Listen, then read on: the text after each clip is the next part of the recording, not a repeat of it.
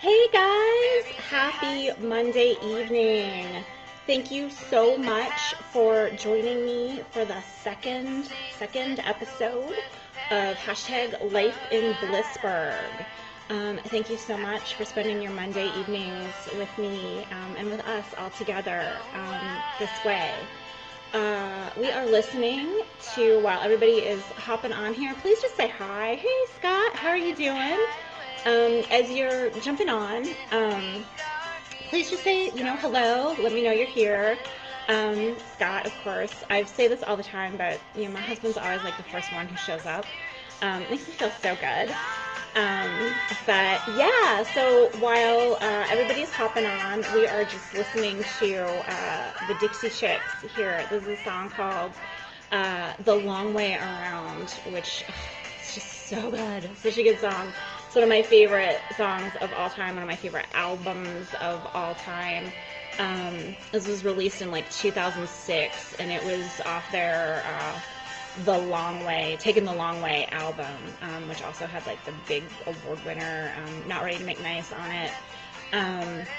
As you're hopping on, please say hi. Let me know you're here. Hey, Donna, how are you? Good to see you. Thank you so much for being here. Rolling Stone called this song a heart-tugging guitar anthem for small town girls with big dreams. And y'all, that is like the story of my life.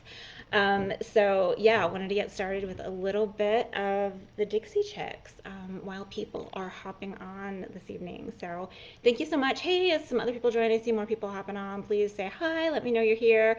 Michelle, awesome. Thank you so much for being here. It's great to see you, my friend. Happy Monday. We are going to be talking about the theme of becoming tonight. Hey, Jennifer, how are you? Georgie, hello. So great to see you guys. Thank you so much for being here. We were listening to the Dixie Chicks a little bit earlier while people were hopping on. Tonight's theme is becoming, and I'm going to talk a little bit more about that in a second. I also want to draw everyone's attention to the episode description and to tonight's charity beneficiary. As you all know who are not new to tuning in, but for those of you who might be new, my husband and I do charity contributions from our live casts every week. We take 10% off the top of everything that comes in through our virtual tip jars, and we donate it to charity. And this week's charity beneficiary is the Matthew Shepard Foundation. It is Pride Month, you guys. It is Pride Month. Happy Pride to all my friends tuning in. It's such an important month to recognize our friends from the LGBTQ community and appreciate them. Hey, Bob, thank you so much for hopping on. Hey, Chrissy, thank you so much for hopping on. And so, uh, this week, Scott and I are contributing to the Matthew Shepard Foundation. And so, for those of you for whom the name Matthew Shepard might be familiar, um, the foundation was started to honor his memory because he was a young man who was gay and he was murdered in a hate crime in Laramie, Wyoming in 1998. And it was such a horrific act of violence and shocked the country and the world. And his incredibly strong and resilient family started a foundation in his memory and in his name. And they do some really important work. And so I'm going to just read some things to you so it helps you understand why this organization means so much and their work is so important. One of the things they do is matthewsplace.com, which is a set of digital and online resources for LGBTQ youth. It's a place for them to share their own writings and words and also get a community of support from others. So super important. They also do hate crimes legislation. They were co-sponsors of the Matthew Shepard and James Byrd Jr. hate crimes bill that President Obama signed into law in 2009. And they also do work on hate crimes response and prevention training with law enforcement and prosecutors, bias training, all kinds of things with law enforcement and prosecutors. So such an important body of work from that foundation, and also very important for the times in which we live. The hate crime legislation that they co-sponsored was not only in memory of Matthew, but James Byrd Jr. was a young African American man who was murdered in a hate crime the same year by a group of white supremacists that Matthew died in 1998. He was tied to a truck and dragged behind until he died.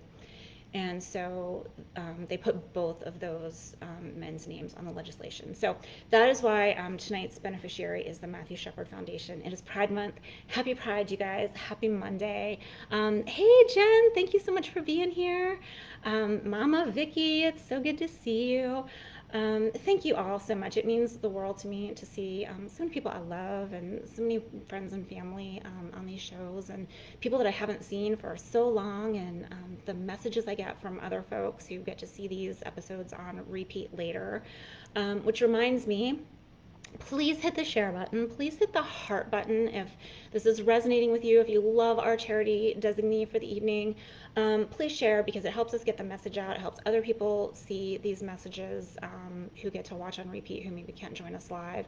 And I always get at least 1 or 2 emails every single week from somebody who didn't catch it live but caught it later and was like, oh, this one part, this thing that you said resonated with me so much. And it means so much to me to get those messages, and you guys make that possible by sharing and helping to spread the word. So thank you, thank you, thank you. So on to tonight's theme, which is becoming. And while we're not going to talk about Michelle Obama's memoir specifically, the theme was inspired by her memoir, Becoming. My In Real Life book club is reading Becoming this month, for the month of June, for our book. And thank you to Donna, who is here tonight, for picking such a great book for June, because I dusted off my copy and I'm reading it and I'm just like, oh my God, I forgot how great this book was. Like, read it 2 years ago when the book was released, and Donna and I and our friend Marcella saw Michelle and Barack on the book tour here in DC that year that it was published, but hadn't read it since then. Dusted off, reading it now for my In Real Life book club, and I was like, oh my gosh, there's so many great themes here that are going to be super resonant, especially for the time that we're living through right now. And it's just super important also, this concept of becoming, for the work I do as a life coach and a mindset coach and a lifestyle designer. This idea of becoming and the themes that she talks about in the book, I think, are super relevant on like a universal level. So we won't be discussing the book specifically, but we're going to be discussing some of the themes that really kind of jumped out and resonated for me. So let's talk about what we're going to talk about. I want to talk about the theme of becoming on like the personal and societal level. So what does it look like to keep becoming as individuals and as a society?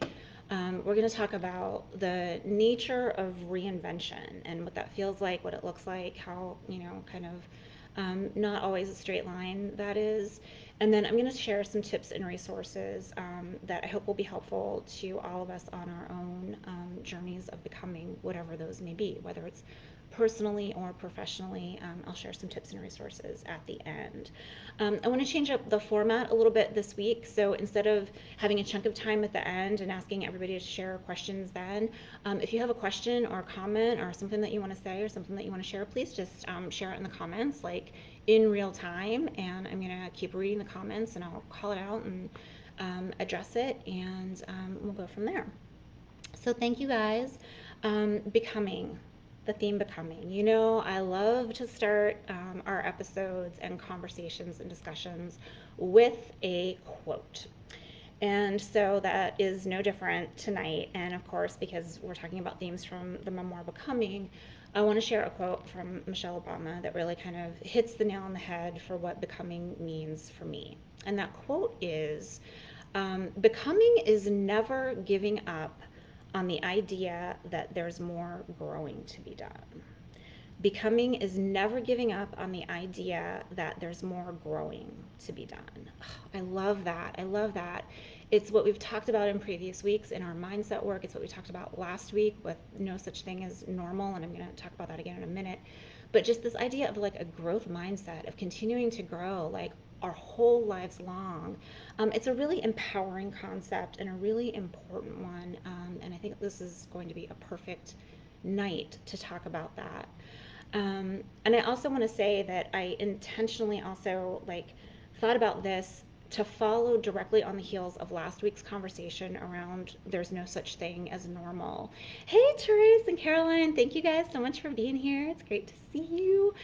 Um, I wanted to talk about becoming after we talked about there's no such thing as normal because we talked last week about ways that we can kind of, give up on this harmful notion of like, I just want to get back to normal. I just want everything to go back to whatever, like through the pandemic, through, all of the, cultural and societal upheaval that, our world is going through right now, through all the horrible things we're seeing on the news. Like, wait, I just want to get back to normal. And we talked last week about why, it's normal isn't really an accurate construct, and it actually kind of sometimes does more harm than good. And I also want to point out that we always say get back to normal. And it has a direct contrast with what we're going to talk about tonight, which is becoming.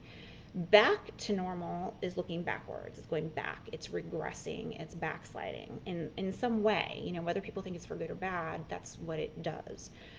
Becoming is about forward motion, and it's positive motion, it's positive actions, it's continuing to move forward. And it reminds me of this thing I'm using as a bookmark right now, for something I want to read to you guys later. But every year in January, I do a vision board event for my book club and a couple of the girlfriends. And we get together and we make our vision boards for what we want our year to look like and represent, and cut out pictures in magazines and spend the afternoon together, drinking champagne and all the things. And so we did that again this January. And I noticed it was like a couple days later, and so situationally unaware sometimes, but I'm like getting something out of the fridge, and someone had cut out of a magazine and tucked into one of the magnets on my fridge this quote from Oprah. And it says, "Let every step you take move you forward." And I loved it so much. And I don't know who cut that out and put it up there for me, but if you're on here tonight, thank you. It was awesome. And it still lives on the refrigerator, except when I want to use it as a prop for tonight.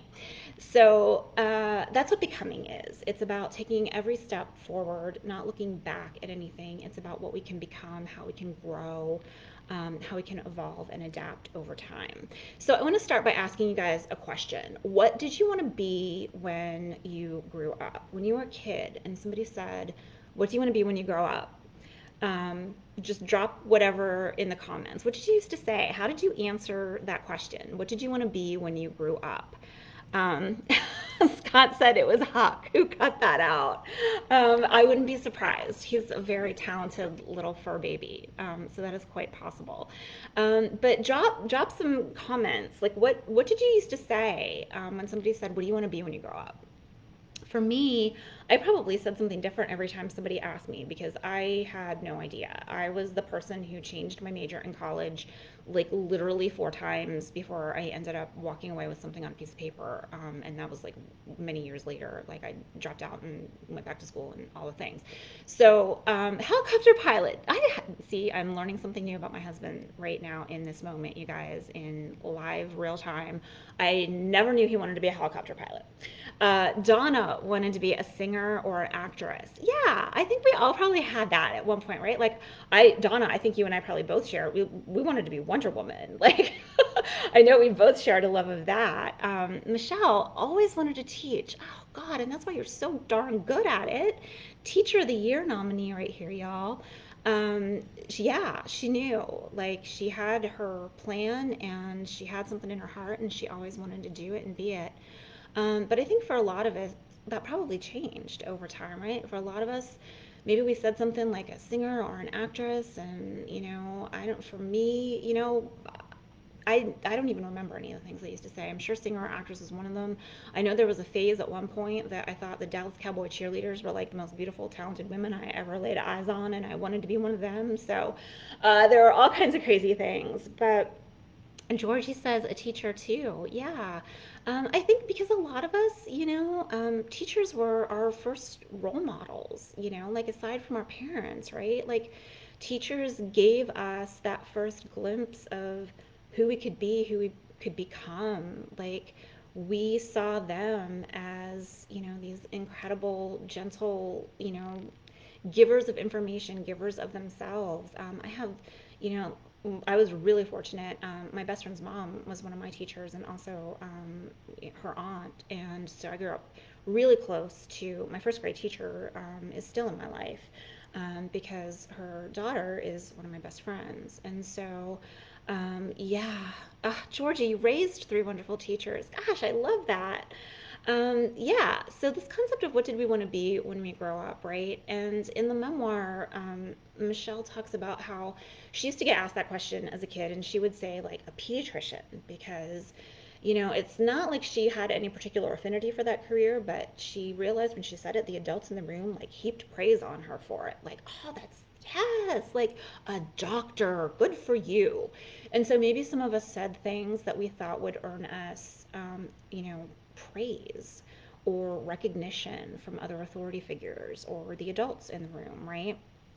Um, Donna said she could totally see me wanting to be a Dallas Cowboy cheerleader. Yeah, true story. I even got like they had, I don't even remember where they sold them, but there was one year for Christmas, I asked for a little denim vest that had Dallas Cowboy cheerleader, like not decals, what are they called? Like embroidered patches, like on the pockets on the front. And like, I think I wore that thing every freaking day. So yeah, it was a little phase. So yeah, like we said those things for a lot of different reasons, but how many of us, other than, Michelle here, became the things that we said then, that we knew when we were 8 or 10 or 12, or even that we majored in college? Gosh, how many of y'all are doing the thing that you went to school for on some level, whether it was trade school or business school or your college major? Like, I ended up being an English major, and that was my final choice. And I should have started with that because I took every English. Oh, English. I should have taken more speech classes, apparently. I took every English elective under the sun in high school, but I started out as a poli-sci major in college because for a hot minute, I thought I wanted to run for office someday. Um, Georgie says in high school she aspired to be a hairdresser, and she did become one for nearly 38 years. So, yeah, some of us found that path, as we were going through school and learning who we wanted to be. Um, but in the book, I think the concept that resonated with me so much is when Michelle introduces this, and it's literally in the prologue of the book, in the first couple pages, she talks about this question: what did we want to be when we grew up? And she said, when she was a kid, she gave this answer that she thought would win her prize and, praise and recognition. But as she got older, she realized, it's really kind of a ridiculous question to ask a kid.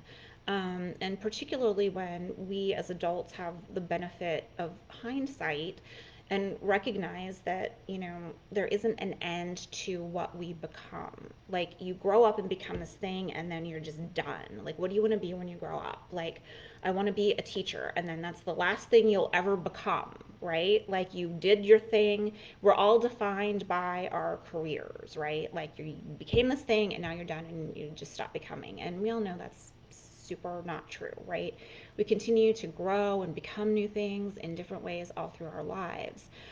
Therese majored in business management, and that's what she's been doing since college. Yeah, some of us found that path um, in college, in high school, but that's not the end, right? That's not the finite thing that we became, and then we were done. So, how else do we grow, right? It also reminds me of that quote that is widely attributed to John Lennon, but I actually did some looking, and people say actually there's really no proof that he ever said it, and he probably actually didn't because of the way it's languaged or whatever. But there's a quote about like happiness and life that's attributed to John Lennon, and I didn't write this down, so I may have to paraphrase here, but it's something to the effect of, his mother always told him that happiness was the meaning of life. And so he went to school and they asked him what he wanted to be when he grew up. And he wrote happy. And the teacher told him he didn't understand the assignment. And he told the teacher maybe she didn't understand life.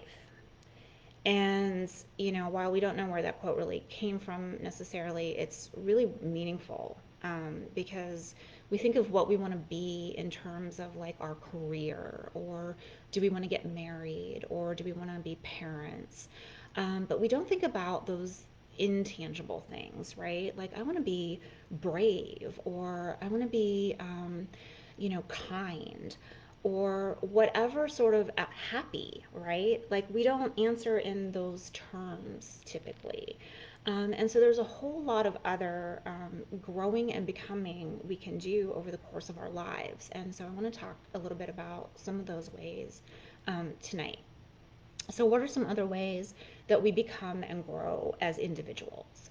So, there's the tangible ways, right? Like the tangible physical. We become physically, we grow physically, we change physically, we age, we get older, we get maybe heavier, we maybe get thinner over time, we change our hair color, we get wrinklier, or whatever it may be, but physically is one of the ways that we become and grow and change over time.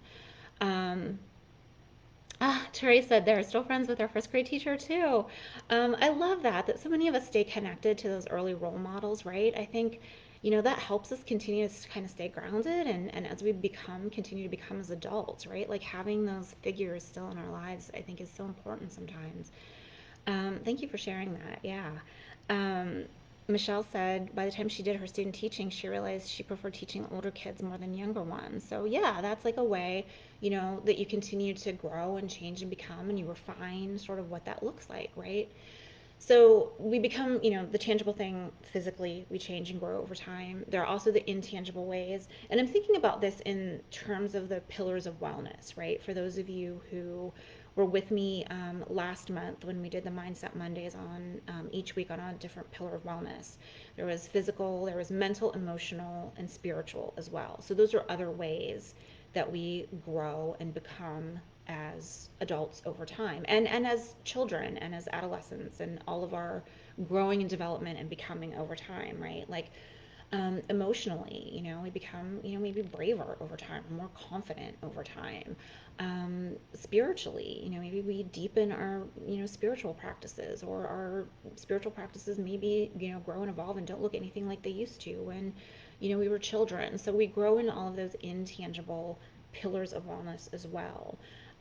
Also, in terms of the skills we acquire, right? From like our earliest, little people days of learning how to talk and walk, we become talkers, we become walkers, we become bike riders, we become, all of the things, student athletes, right? Like, all of those ways that we become and learn, develop skills, cooking and baking and things that we, may have put to more use during the pandemic lately, right? So all of the different skills that we acquire over the course of our lives and continue to acquire are ways that we grow over time. Also, our ideas and beliefs might grow and change and become in new and different ways over time.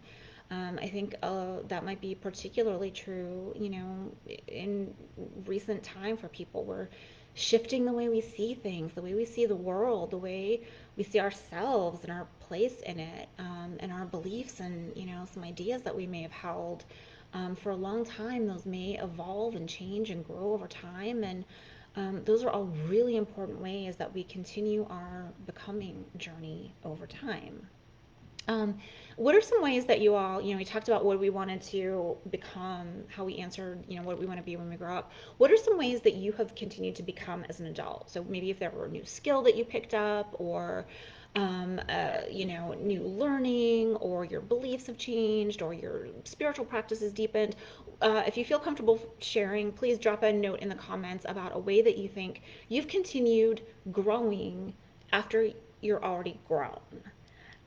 So that's one of the things I'm really interested in talking about, is how we continue to grow after we're already grown. Because all of us here tonight are, we're adults, still in, processes of learning and becoming, and, being new and better versions of ourselves every day. But what are some ways that you have continued to grow after you've grown?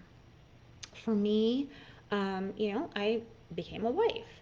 I became, a lot of different professions of my capacity. I have a background in nonprofit development and communications. I in for-profit PR, corporate America.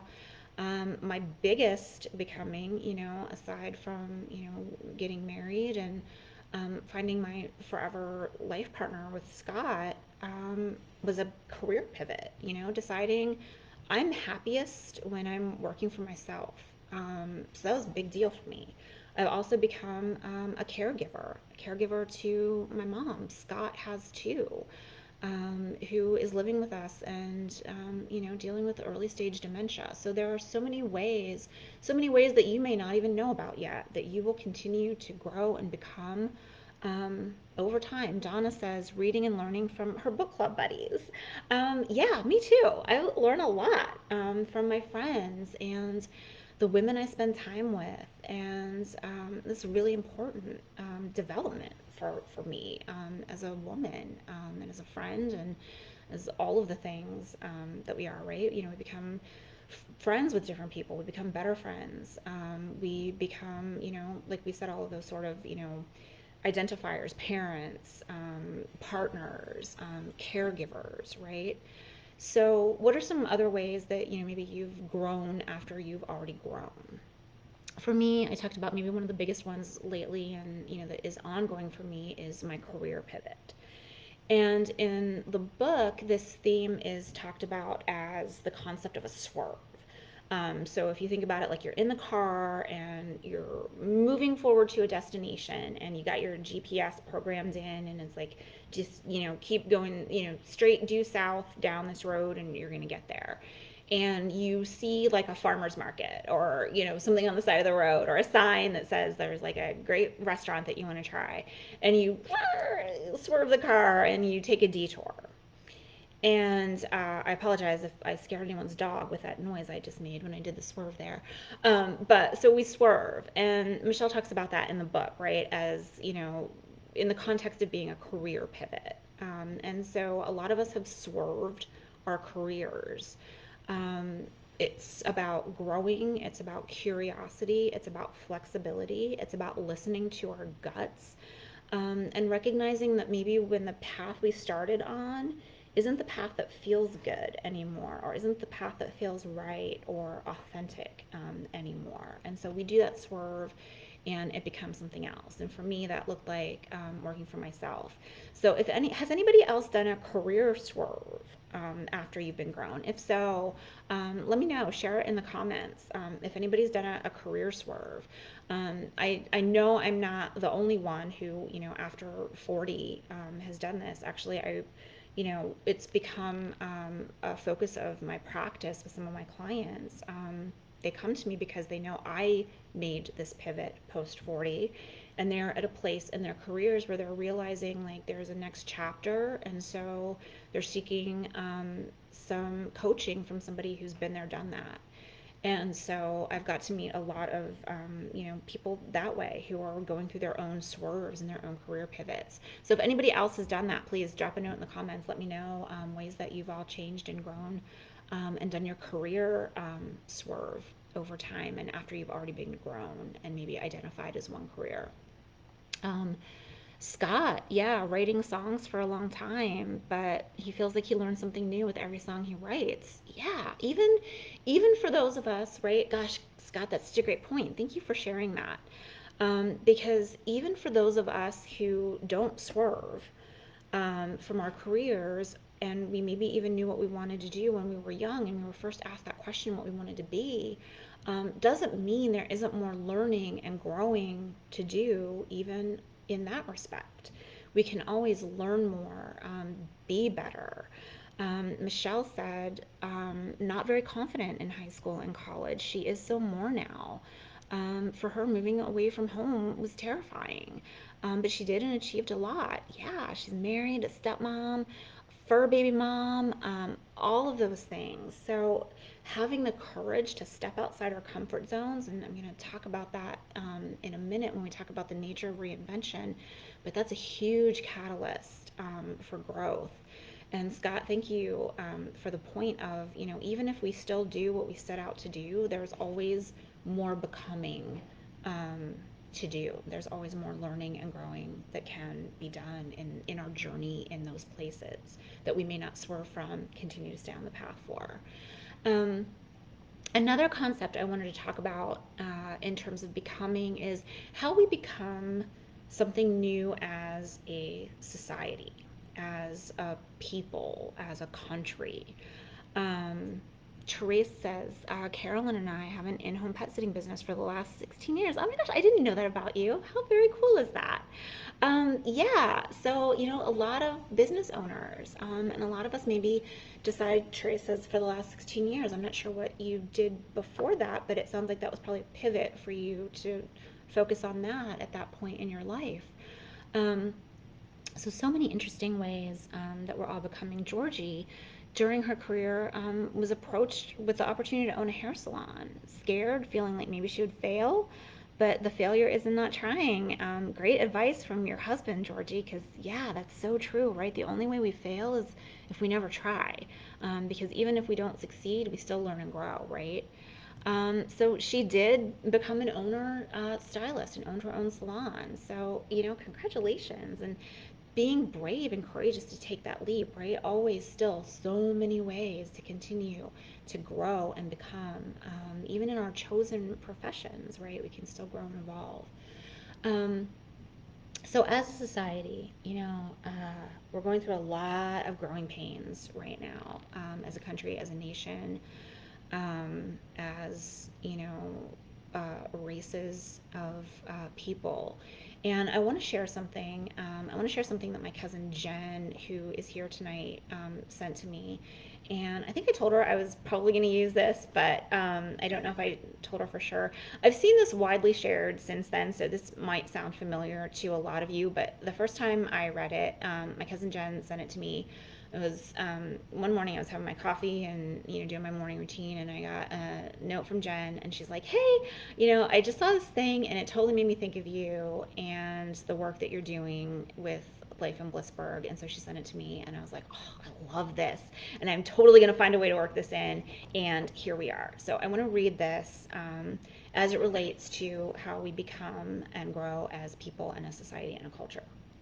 And it's this poem about 2020 by a writer and designer named Leslie Dwight. And this may already be familiar to you. What if 2020 is the year we've been waiting for? A year so uncomfortable, so painful, so scary, so raw that it finally forces us to grow. A year that screams so loud, finally awakening us from our ignorant slumber. A year we finally accept the need for change, declare change, work for change, become the change. A year we finally band together instead of pushing each other further apart. 2020 isn't canceled, but rather the most important year of them all. And this is in response to, a lot of our hating on 2020 and people saying like 2020 has been canceled. Like life has stopped as we know it. The pandemic, the quarantine, all the things. 2020 is canceled. Summer's canceled. All the things. And Leslie Dwight wrote this powerful response and said, "What if 2020 isn't canceled? What if 2020 is the year we've been waiting for to do all these things, to declare change, work for change, be the change?"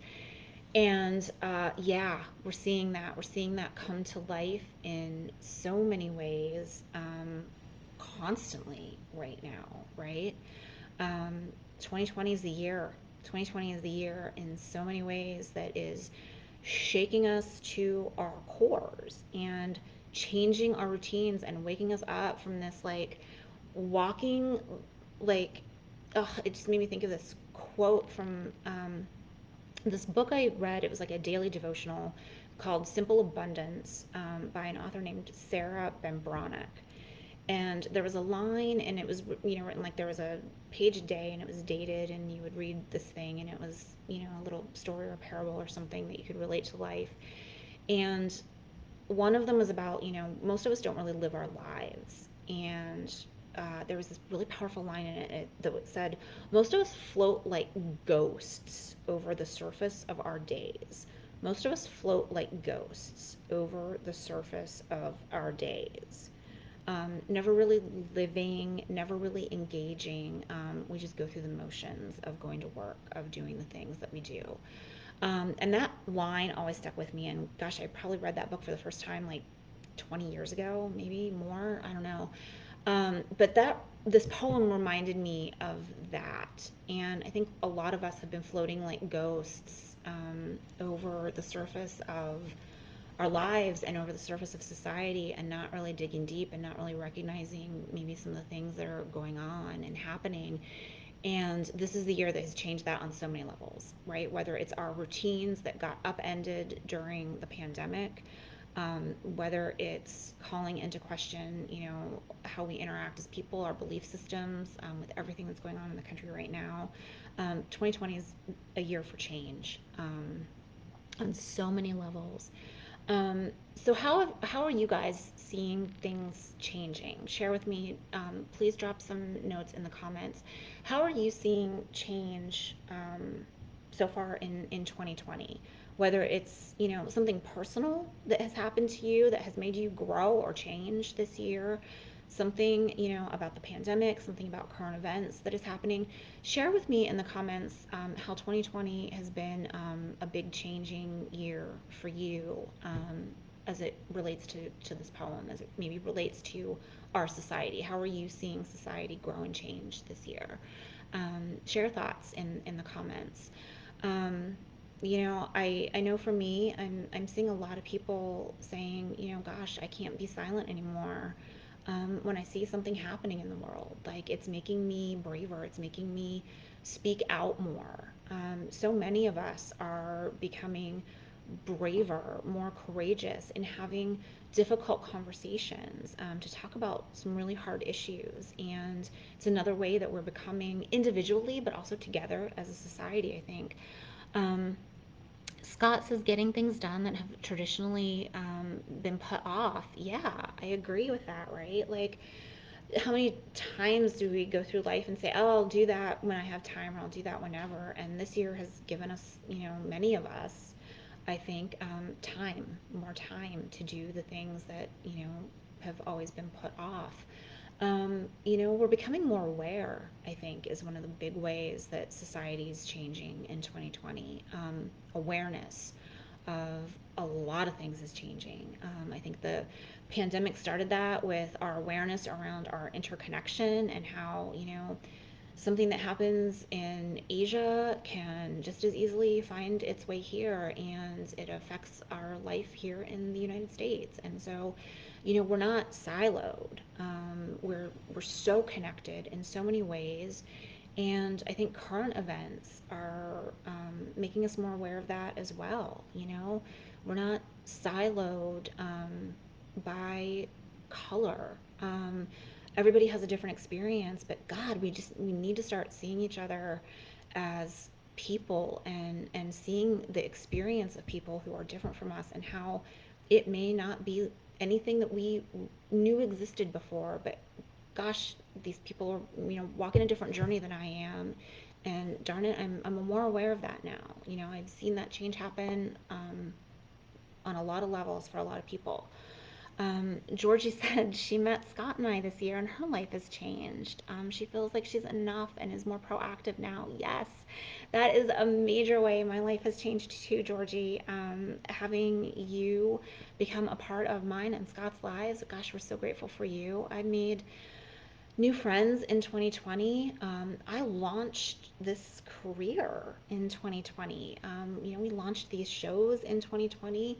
We are building this community in 2020. And so, as people, I've grown a ton as a person, and learning, and, practicing my craft as a coach and leading these live casts.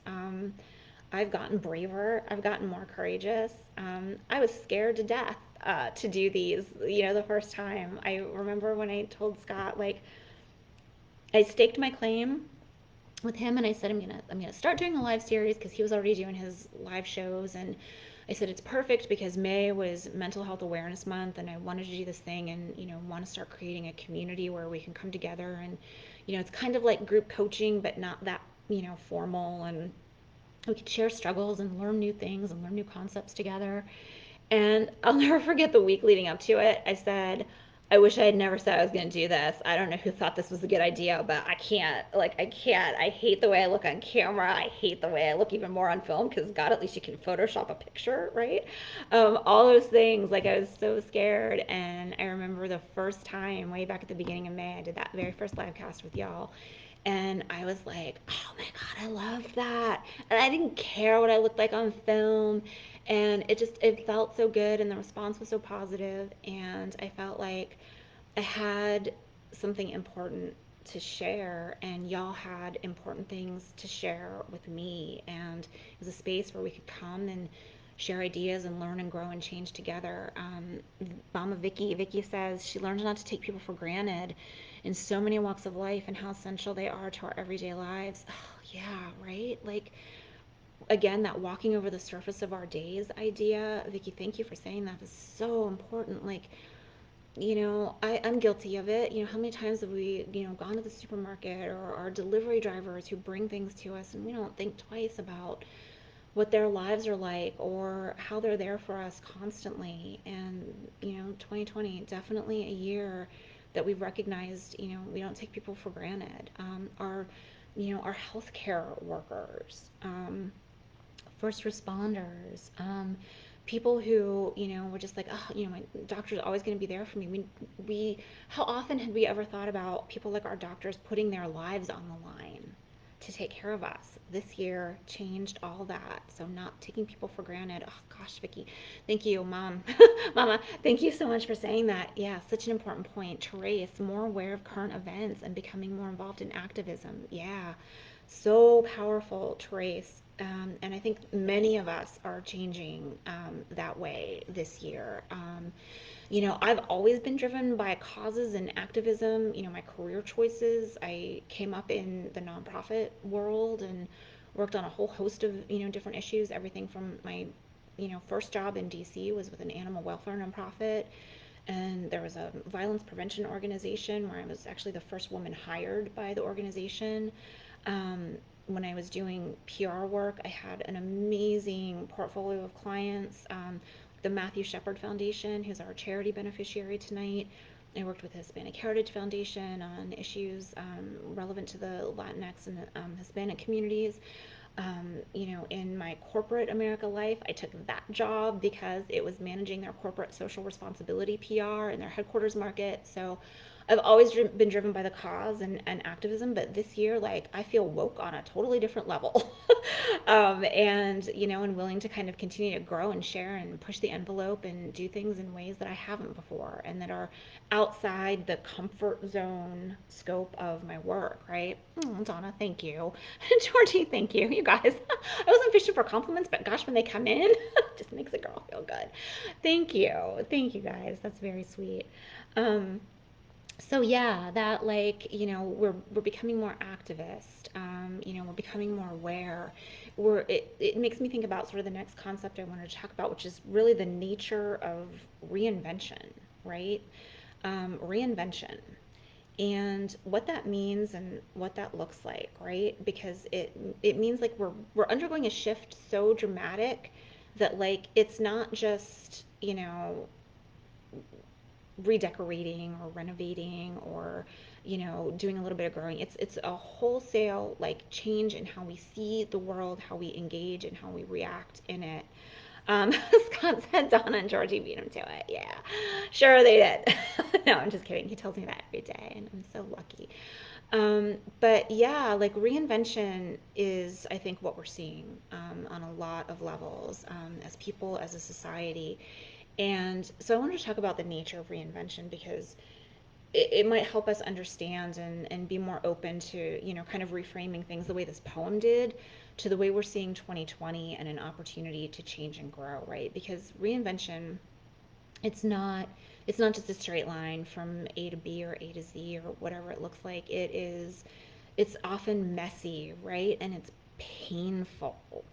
And it's not a direct path. It's an often kind of winding, circuitous road to get there. And it makes us question, maybe the ways that we've been doing things, or the ways that we maybe have been taking people for granted, or people's struggles for granted. That's what reinvention is. It's about coming in on the other side of something with a totally different perspective than maybe you had before. Something that shifts us as people, as a society, so fundamentally that it's reinvented. And gosh, I hope that's what's happening now. I think that's what's happening right now in the world. And not just with the current events and our activism, but I hope we also take some of what we learned during the pandemic back to not backwards but forward, into the future. There were so many positive outcomes for the environment: lower carbon emissions, people got closer to their families, people realized like they had more time for things that they wanted to do. There were so many things that I remember we listed in one of these live casts, last week and the week before, about things that we've learned and loved, about this really hard, messy, circuitous, painful time. But there are some reminders to be grateful for that. And that's one of my tips. I want to move into some tips and resources for becoming, and not just professionally or personally, but we can take these as you know in our societal views, whether it's some personal growth that we want to do, whether it's professional growth that we want to do. Like maybe we're doing that career swerve, right, that we talked about earlier, and we starting a business or doing a career pivot.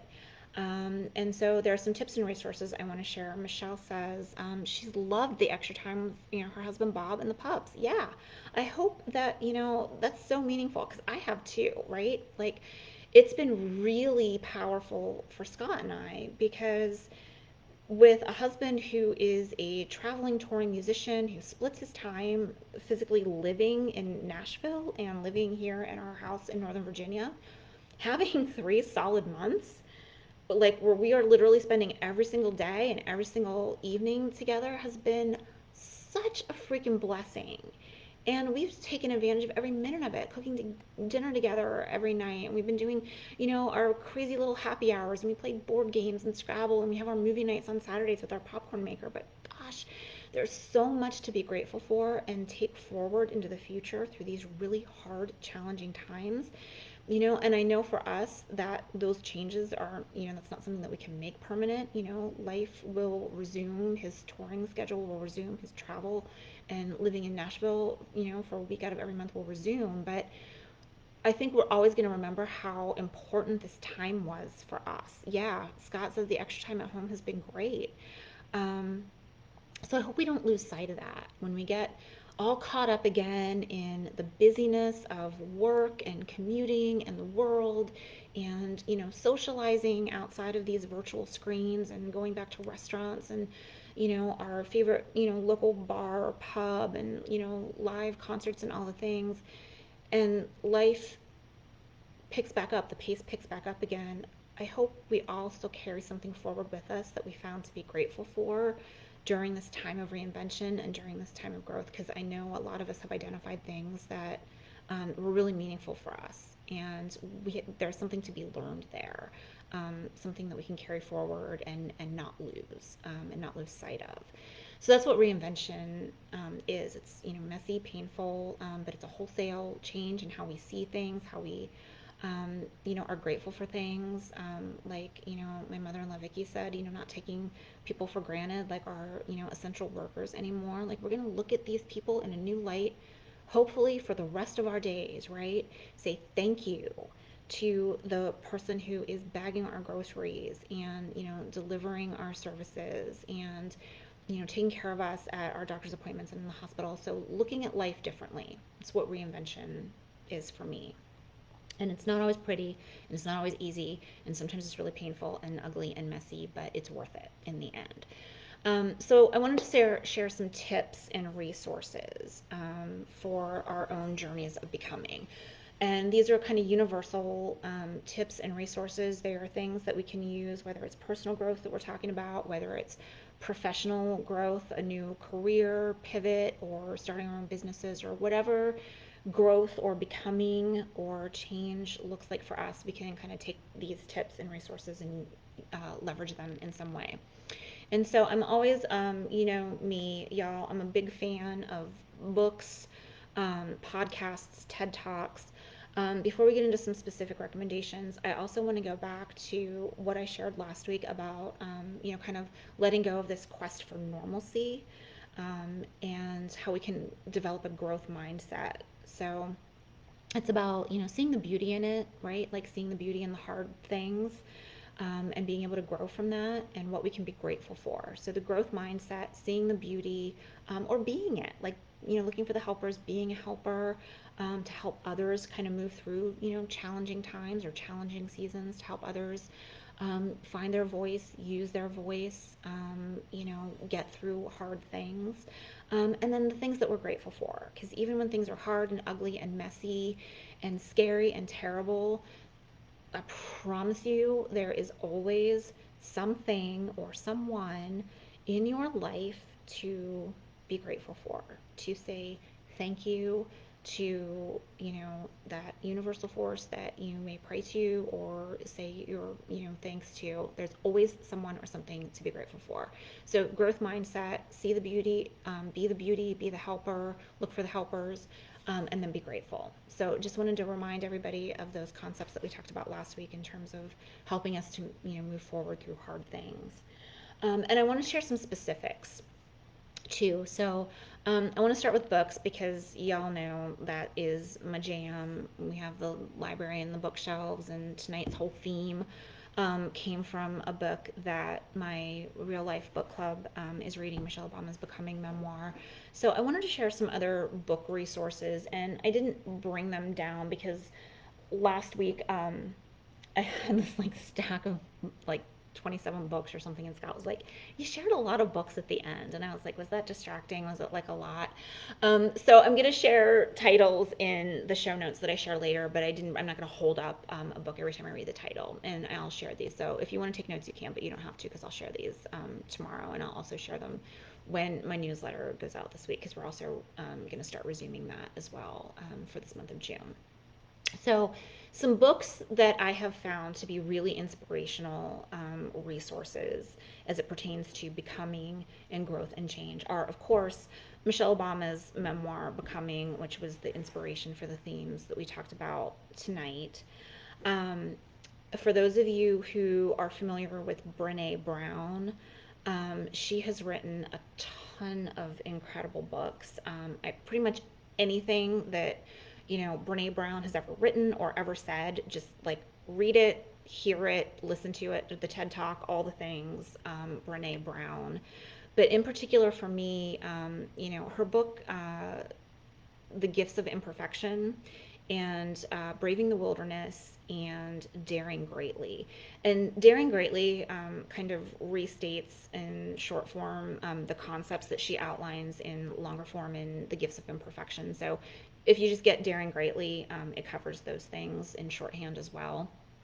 But it's such a powerful book and talks about how just being vulnerable can help us, weather some of life's changes, and become stronger, better, more resilient individuals and leaders, in our organizations, in our lives. So, um, Becoming Anything by Brene Brown, but in particular, Daring Greatly.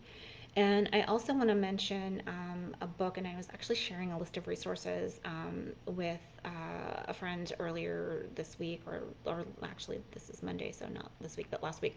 And I left this book out, and I couldn't believe I left it out after I sent the list over, but it's the book called Brave by Margie Worrell, and it's called Brave. Again, the author's name is Margie Worrell. I'll share this in the show notes, but that book changed my life, you guys. I got my life coaching certification like, I don't know, 2.5 years ago now at this point, I think it's been. and I kept saying like I think I want to do this. I think I want to launch a practice. I want to do something with a certification more than just having it as a credential to talk about candles and scents and self care and those kinds of things. But I want to do something more tangible with it. And I made every excuse in the book to like not be brave and courageous and just go for it. My mom came to live with us during that time, and so I paused a lot of things to help her acclimate. And I continue to use a lot of excuses. Well, now, we're moving. And so that became a thing. And we have to, put the new house together. And so it just, procrastinate, procrastinate, procrastinate.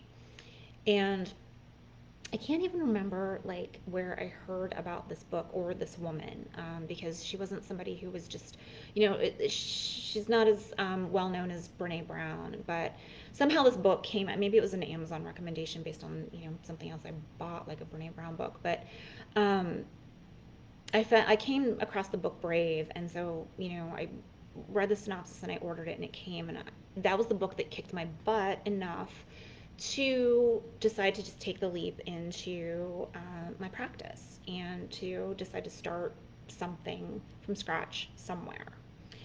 And it's really powerful. It's filled with all these really inspirational quotes. Her own story of being brave and overcoming our own self-talk and our own lack of self-confidence.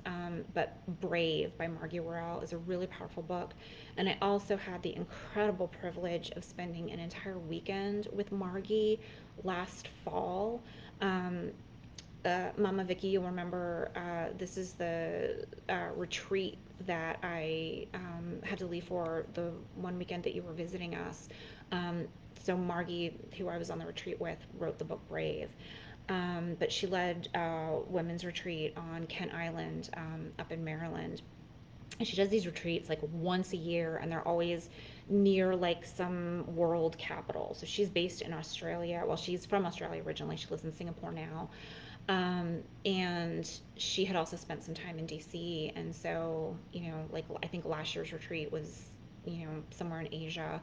And uh, last year in 19, the retreat was like just, a couple hours away in Maryland. And so I was like, I have to go to this. I found her book.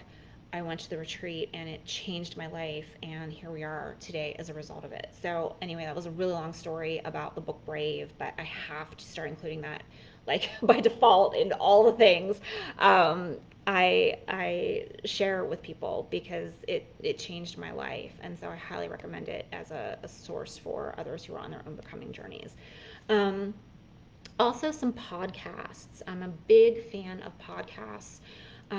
When I was, driving into DC on a regular basis, once a week for some work I was doing, when Scott and I would go on road trips to, Shenandoah National Park, we always put on podcasts. I think they're a great way to learn and get information, in a really kind of, while you're in the car or while you're doing something else, you can just turn on a podcast. It's like an audio book. And there are a ton of great podcasts out there. Two that I want to mention in the context of tonight's conversation around becoming.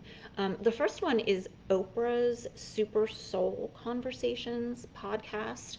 I'm a huge fan of Oprah and all the things that she does, and her podcast, Super Soul Conversations, is kind of the podcast spinoff of her network series, Super Soul Conversations, where she'll have a guest and they'll talk about their own, kind of journey on some level, and it will be around like a theme or a concept. But they're always really powerful, deep, meaningful conversations, and there's always like a million takeaways I get from the podcast, and it never ceases to amaze me that I'll, have to go back to them because I want to take notes or remember something that came up in those conversations. So highly recommend Oprah's Super Soul Conversations podcast. The other podcast I want to recommend is NPR's How I Built This. So NPR, like the National Public Radio, they do a podcast called How I Built This, and it is Typically an interview with a business owner who started a business for some reason, and it took off and became this like famous thing that we all know and love now. And some of the ones that were really meaningful for me, one of my favorite clothing brands is Eileen Fisher. There was a great How I Built This with Eileen Fisher. There was a great How I Built This with Sarah Blakely, who founded Spanx, and is a female entrepreneur billionaire, literally billionaire. Um, but I wanted to mention How I Built This because it's not just a podcast for people who might, be business owners or want to start a small business. Because inevitably these entrepreneurs share their own personal journeys. So, how they got to this place of creating a business or building something. And there's always some great takeaway about like a life lesson, as well as like the business lessons that I always find, super helpful as well. But there's always some great life lesson that I take away from all of those podcasts. So, How I Built This from NPR is also a great one. Georgie loves Oprah too. Yes. Vicky remembers how much I enjoyed that trip. Yeah, I came back from that and like I don't think I let anybody else get a word in edgewise for like 2 hours after I got home that weekend. Vicky was still here with Scott when I came home from that weekend, and I just like I couldn't stop talking about it. It was so amazing and so life changing. Um, so yeah, those books, the two podcasts, Oprah Super Soul Conversations, NPR's How I Built This, and I'm a big fan of TED Talks, for the same reason I am podcasts. TED Talks tend to also have like a visual element most of the time, so I'll maybe flip open my iPad and turn it horizontally. I had to think about that for a minute. Horizontally, and play a TED talk or two while I'm doing some work in my office. But there are some great TED talks, and one that I want to mention is Brene Brown's, and I already said like pretty much everything that comes out of her mouth is like amazing. And there's another one in my resources, and this one I'm not as familiar with as Brene, so I want to get this right. It's Lori Gottlieb's How Changing Your Story Can Change Your Life.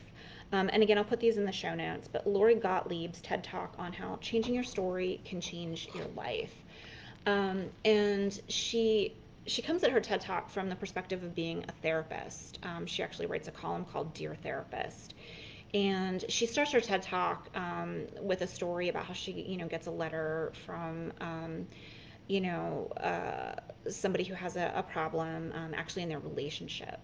But she uses that as a jumping off point to talk about how the stories we tell ourselves can hold us back in a lot of ways because our own self talk and our own stories are like one siloed way of looking at information. And we can sometimes get so caught up and so invested in those stories that we believe about ourselves or we tell ourselves, whether it's about a relationship and we're bringing maybe baggage from the past into current relationship and it's causing friction, or we're like, oh, I've never been good at this thing in life, so I'm not going to try something new because, well, I know I'm not good at doing this kind of thing, so I'm not going to even do that. So how our stories can hold us back, and so that TED Talk is a really powerful look at how changing the stories we tell ourselves can change our lives. So those are the resources I wanted to share. Two quick tips. I know we're already going an hour over, but this is such a great conversation that we're having tonight. Yes, Michelle said TED Talks are good for her students too. Yes, great educational resource. They cover like so many topics. So I named like two TED Talks. There's like a gazillion TED Talks, and then there's the whole TEDx world where they do the TED Talks in cities around the country as well. So yeah, check out the TED Talks. There's an app you can like put it on your iPhone or your iPad or probably Android devices as well. So yeah, I always keep TED Talks loaded up.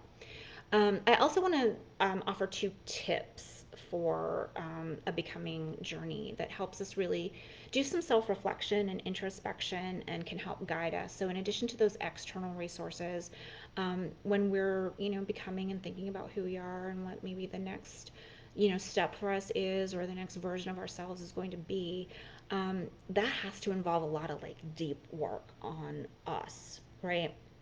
looking at ourselves, knowing ourselves, being honest with ourselves, looking at what we want our lives to be like and what we want our world to be. And so there's two really powerful exercises I always recommend for clients and that I do myself. And the first one I want to talk about is a vision board. And for those of you who were here last week, I shared my vision board because I shared my word of the year for 2020, which was kintsugi, which is about making something. It's actually a Japanese word. The practice is it's an artistic craft that is about repairing broken pottery with a lacquer and gold dust that makes the new repaired vessel even more beautiful or stronger than what was there before. And so I share that in the context of like, throwing the concept of normal out the window because what can come from something broken can be even more beautiful. But now I want to share my vision board in the context of doing some work on becoming and our own journeys. And so I make a new vision board every year in January. Like I mentioned earlier, I do, an event at my house with my book club and some friends. And my goal was to start doing these in public spaces this year. That was something that didn't happen for a host of reasons. But I'm hoping in 2021, to start doing some public vision board events and leading these workshops in public spaces. But it's really like I save magazines all year round. I subscribe to like half a dozen different magazines. My friends who come bring magazines, and we just cut things out and we make a board about what we want our world to look like and mean in the coming year. And so this one has things on it like, joy, right? And, that word of the year, kintsugi, mindfulness, living confidently. I always cut out from Oprah Magazine this idea of my best life. And put that right in the center every year. Reminding myself love, gratitude, and being, inspire, like hoping to inspire others with my work. This idea of reinvent down here, I'm really bad at like knowing how to orient this so y'all can see it in the camera. Don't renovate, reinvent, mastering the art of consistency, peace on earth. So doing a vision board and yeah, we might be half a year away from the next new year if you didn't make one for 2020 yet. It's not too late because there's a whole other half of 2020 that we have to live through yet. And, if it's anything like the first half, we might want to have our own vision for what we want that to look like. So, it doesn't have to be on New Year's.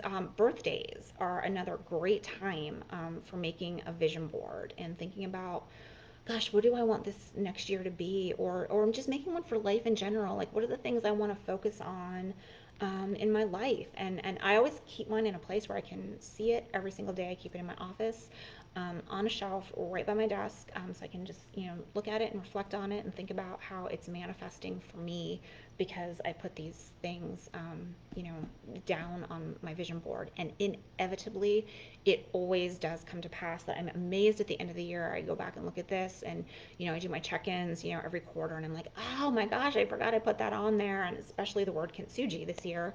I couldn't have predicted that one because it meant something different for me. But, the brokenness of, so many things and how we can make something more beautiful at the end has been a really recurring theme for this year. So I want to talk about that as a tip. The other one is a journaling exercise. And it's something I ask all of my mindset work clients to do, and that is to write down your biggest dreams for your life.